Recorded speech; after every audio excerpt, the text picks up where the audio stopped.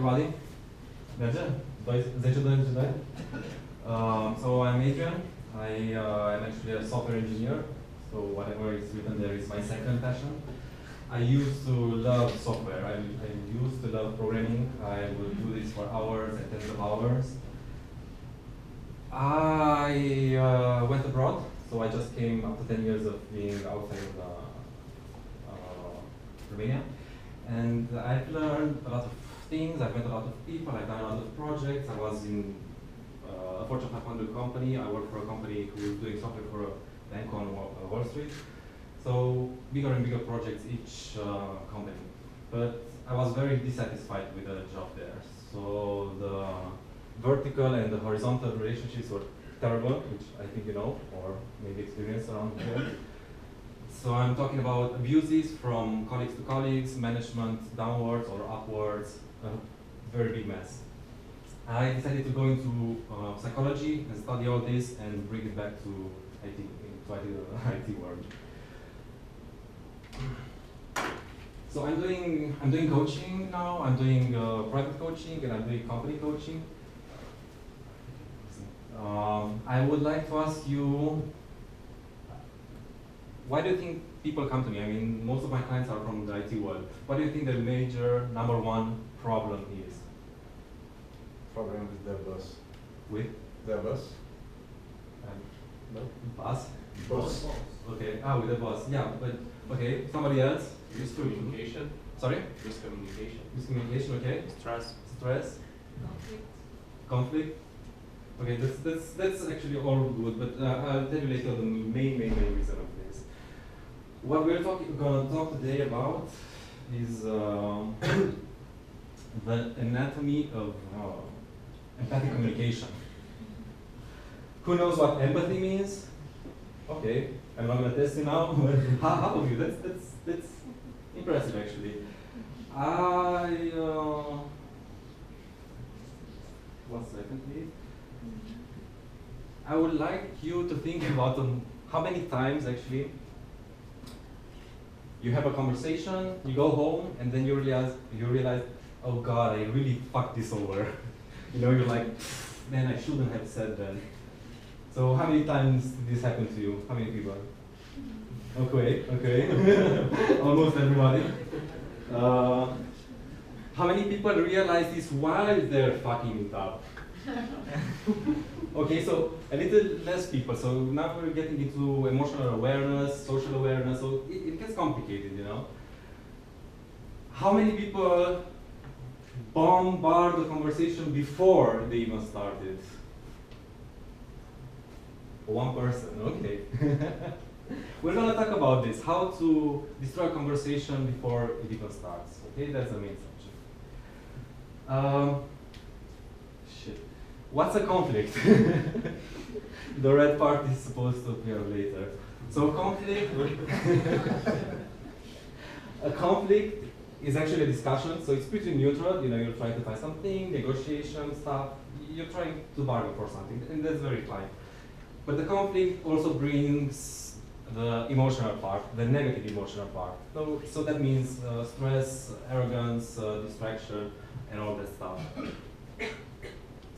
So how do we, getting back to the subject, so we're gonna have a conversation, but before the conversation, how can we sabotage it?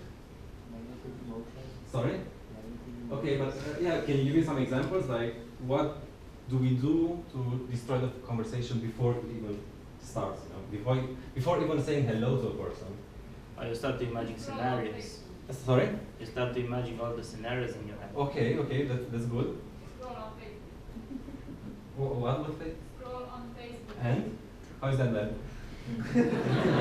Okay, so before the... person and you scroll on Facebook. But that's during the conversation. I'm saying blowing it up before the conversation, yeah? Yeah, that's good, yeah. Starting with a closed mindset, but you won't get along with that person. That's great, but that's also starting the conversation before, you know, you don't have to say anything. But the body language is great, you know, or the mindset. Are emotions contagious, you know? That's a question. Are emotions contagious? Yes. Yeah. So, okay, so if you agree that if you go to a depressed person, you know, you're gonna get very depressed very soon.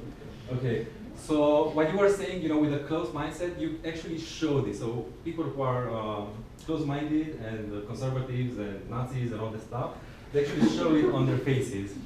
You know, it's like bringing all the fear or the judgmental stuff before they see a black guy or whatever they're hating in their own mind. If you're hungry, it doesn't help as well. Yeah, that's actually complex, yeah. Yeah, so when we're judging character, you know, body language, it's important to also leave like an open door, like maybe he's not the evil guy, you know, like maybe let's try to talk first, you know. All right, so let's talk about destroying a conversation before it even starts, you know. It's a great way to go into a conversation being stressed, you know, because then you can really, really not focus on the person, you know. So whether you do this at the office, you know, when you have a communication with your colleagues or your employees, or if you do it at home with your children, you know, being stressed, thinking about work when you're in the family, thinking about family when you're at work, it really works miracles. About stress, there's a girl who's going to talk about stress, but I also want to mention stress. What do you know about stress actually? What is stress? Anything, like a characteristic or definition or a sentence, anything? Pressure, okay. Do you live it, guys? Do you have stress, you know? Okay, one person has stress. So who has stress actually? Because, you know, okay, a lot of people.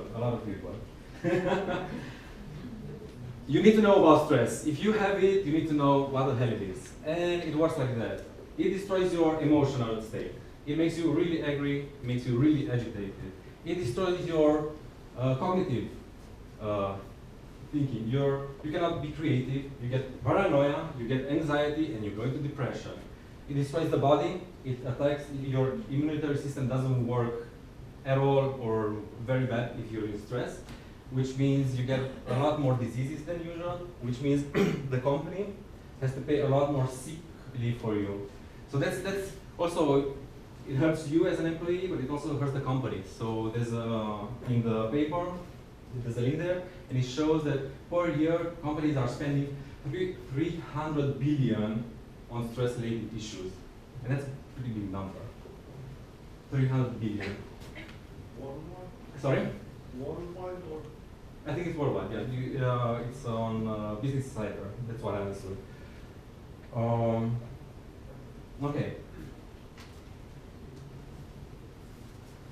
When you're talking to a person, even before you're talking to a person, it's very good if you think into the future or into the past, you know. So anything but the present. It's really great if you're going to a conversation thinking, what are you going to do the next step?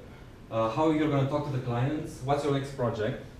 And it's really great also if you think about the past, you know. What has this man done to me? How many times he has failed for me? How can I hurt him this time? So yeah, great conversation starters. Always tell what's on your mind, but you have to do it really hard, like you mean it, you know, like you are always right. It's like you're an expert on everything, and you really have to make everybody else know it, you know. So in Romanian that would be vehement. I don't know what's in English, but express your opinions very, very strongly, and don't leave any room for anybody else. Opinion.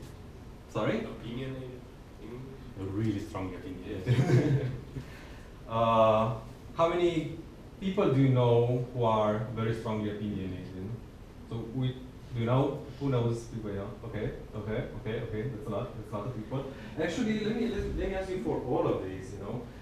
So how many of you know people who are really stressed even before they come into the conversation?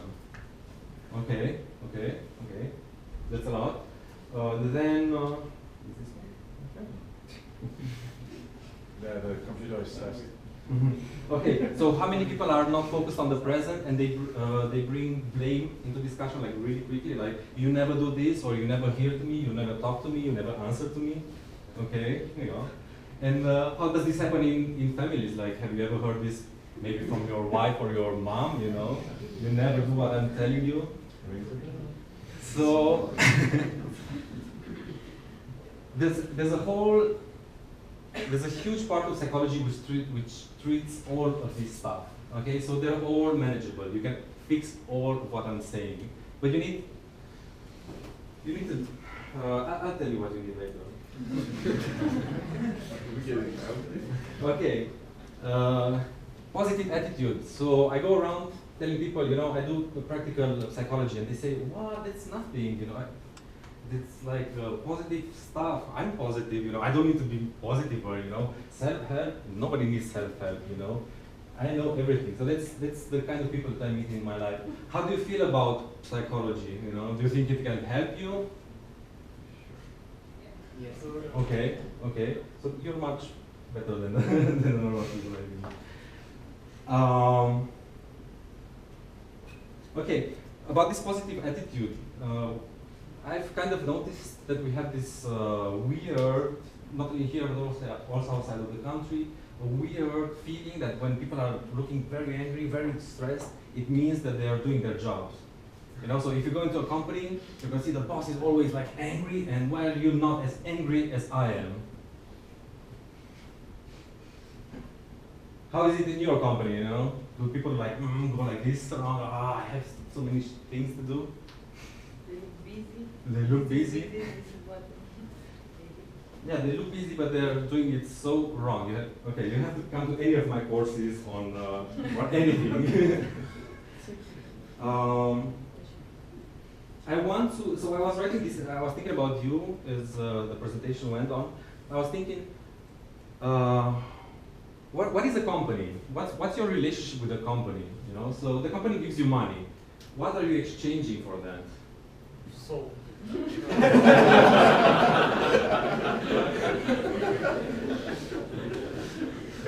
Okay. So somebody else. So what are you exchanging? All of us. What are you exchanging? We don't have time. I mean, it's not something we have time. You know, we don't. Skills are abstract. Something else. We actually do exchange something for us. Work is a process. I think time would be the best. Like you stay there. We don't own time. We don't exchange time. I mean, you own your life. That's a certain period. Well, of that's a time. different thing. So you are exchanging your life. So basically, That's so. Yeah, life, but life is measured in time. So you basically put there a part of your time. It doesn't sound that dramatic, you know. If I say I'm stealing your time, you don't care, right? If I'm stealing your soul, you don't care because soul is, you know, you don't feel it there. But if somebody is stealing your life, then it's like, why? Why would you do that? So let's make a little bit of mathematics. We're engineers, we like mathematics. A day has 24 hours. We're sleeping for 8 hours. We are working for 9 hours. We're driving around, we're washing, we're repairing our teeth or our car or whatever. So that leaves us per day with a maximum of 2 hours, maybe 3 for us. And if you have children, it's a 0, right? So where does life happen, you know? I ask all my colleagues, ex-colleagues, future colleagues, where does your life happen? This is such a weird equation. So if, okay, work, maybe at work. So if you spend so much time, I mean, most of your time is at work. From now on, all your life, the huge majority of your life will be work. Is that impressive to you guys? Yes. So my question is, what can you do about this? You know, because you cannot change it. Some people will change it. Some people will become their own entrepreneurs after my speech. So you can thank me later, guys. But many of you will be still employed. You're gonna do the 9 hours routine, whatever. So what can you do then? Enjoy. You can make it somehow to enjoy, you know. So how do you enjoy it? You bring people who have done this, who can teach us, you know, how do other people work together? Because there are companies who actually work really cooling teams. I mean, there are really fantastic people who actually get really great along.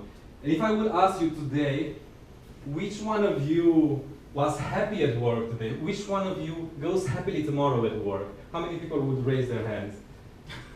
That's so many people. I'm surprised. But it doesn't, it doesn't connect well. So I mean, you have a huge amount of stress, but you are also enjoying it. It's like, why? How does that connect? Yeah, masochistic, right? Okay, so my point was this, which I'm a little bit like thrown off now. I mean, really, you're stressed, but you like going to work. Okay, that doesn't make too much sense to me, but you know. What you like, if you do what you like, yes. Stress is something that kills you. It destroys. There's another funny thing. If you will not have nothing to work tomorrow, you still have to do something. So you start to work something else. You can do your passion. You can do your life. You can start your life. Yeah, but if your passion is to write code, then it matters how you do it. It matters how you do it. You know, so you can write code. You can like to write code, but if you do it with a lot of people who don't like, you know. And again, this is your life. This is your life. This is what you're going to tell your children and your grandchildren. This is what I've done for the past 20 years. I went to an office, sat there for 9 hours, and did code. Wow. Extraordinary. Sorry? If you put like that, yes. Work on an application, huge application, and many people got help for that. Okay, so let me get back to, I want to end this. On a positive note, maybe? You need a positive? For once. Well, if you, okay, let's see if there's a positive side. So we're talking about the company, you're exchanging for money, your life, which is really dramatic. I mean, if you will ever understand this like really deeply, you'll really reconsider what you're doing with your life. I mean, for this much money in lei, not euros, I guess, maybe, you're exchanging 9 hours of your life every day. If I would ask you how much should I pay you to give me 1 year of your life, I don't think you would sell it to me. Would you sell me 1 year of your life? sure. One guy. Okay, I have 1 year of yoga. Oh. But the rest of you, would you sell 1 year of your life? For what money, you know? I'll do an auction. Sorry? I'll make an auction. Okay. Would you sell 2 years? Would you sell 10 years, you know? Do you happen to want a kidney or something? Let's give you one. Okay, so we are saying about this, we are exchanging life, we are being very stressed, so what is do you think the company owes you a lot of respect for giving them your life? Do you think the company should really take care of you? Because again, you're selling your life here, so it's not like a product or, you know, it's just sitting there around, you're giving them your whole life. The only thing that you actually own in this life is your life. So do you think the company is very responsible that you don't take stress from work and bring it to your children? Do you think the company is responsible so that you don't hurt your children because of the company? No, you're responsible for your life. Okay, that's one of them. So do you think all the processes that go into a company, you know, so taking this your point of view, so it means you're gonna fight everybody, you know, so you think the company is not responsible for making everything really very well streamlined, extremely low pressure, extremely low stress? You can switch your job, so you don't have too much pressure, but you just have to switch your job. It's really easy. And we're not living in an ideal world. So. I'm not saying we're living in an ideal world. But I was asking, so let's not change the subject. We're not talking about ideal or whatever. Okay, I have to stop that. So if you think the company owes you something, then you better talk to them.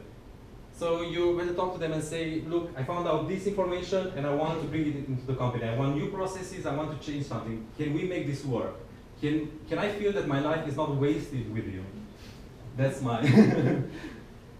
Okay, that's the end of things.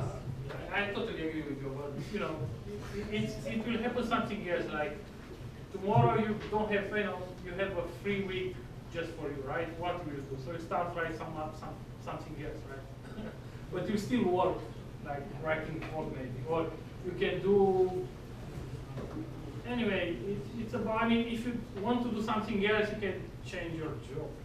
What I'm saying is a holistic view on your life. You know, what is your life? So it's not about the writing code part. It's about how do you talk to people, how do you engage with them, how do you do everything that you wish for in your life. You know, how do you travel with? Who do you travel? Maybe you want to invent something. You need people. What do you do about people, or you're just sitting programming? That's not a life. That's work. Sorry. You asked about the company should give us something. Yes, because the company is based on people, so people should be doing that by their human nature, not by being a company. I don't get what you're saying. They're responsible for my well-being, like Yes, they are. I mean, that's what I think. Maybe you think as well, you know. They are because they are human beings after all. So this should be in our nature, not our company. I know what it should be. The question is your company doing a lot of effort for you? Are they teaching you a lot of stuff you need to know about stress? I don't know how much you know about stress. I don't know how much you know about And emotions. let's do a panel on this. Okay. We'll do a Sorry. panel on this and we'll discuss, and I invite you. Okay, thanks. Okay? Yeah. That's a good subject, you know, talk about what a company should, you know, do for employees, and we can put together we can get some, you know, companies, managers, and we'll see, you know, how this is working. But the subject is too big for... Next week we will have a session Okay. with a psychologist here in Interactive for our people about stress management. Okay. So we're trying to do something. That's great. That's great. Yeah. Okay. Okay, thanks. Okay, thank you.